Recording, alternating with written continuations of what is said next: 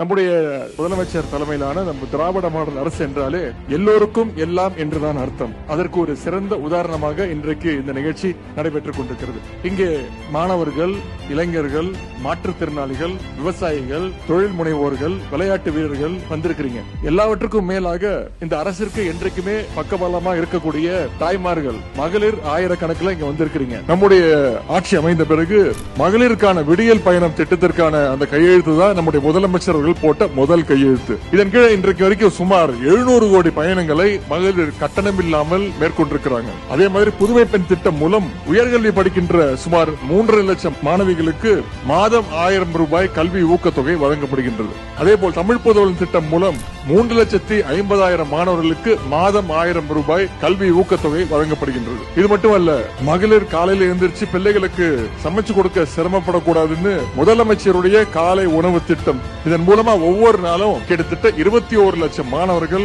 பயனடைஞ்சிட்டு வராங்க. இது எல்லாத்திற்கும் மேலாக ஒரு திட்டம்னா இந்தியாவே திரும்பி பார்க்கக்கூடிய ஒரு திட்டம், அதுதான் கலைஞர் மகளிர் உரிமை தொகை திட்டம். இந்த திட்டம் மூலமா ஒவ்வொரு மாதமும் கிட்டத்தட்ட 1,15,00,000 மகளிருக்கு மாதம் 1000 ரூபாய் கொடுக்கப்பட்டு வருகின்றது. இப்படி சமூகத்தில் உள்ள அனைத்து தரப்புக்கும் அவர்களுடைய தேவை அறிந்து ஒவ்வொரு திட்டத்தையும் நிறைவேற்றுவதுதான், செயல்படுத்துவதுதான் நம்முடைய முதலமைச்சர் அவர்கள், நம்முடைய திராவிட மாடல் அரசு. இப்படி அனைத்து தரப்பையும் கவனத்தில் கொண்டு நம்முடைய முதலமைச்சர் அவர்கள் திட்டங்களை செயல்படுத்துவதுதான் இன்றைக்கு இந்தியாவிலேயே 9.69% வளர்ச்சியோடு தமிழ்நாடு அனைத்து மாநிலங்களையும் விட முதல் இடத்தில் இருக்கின்றது.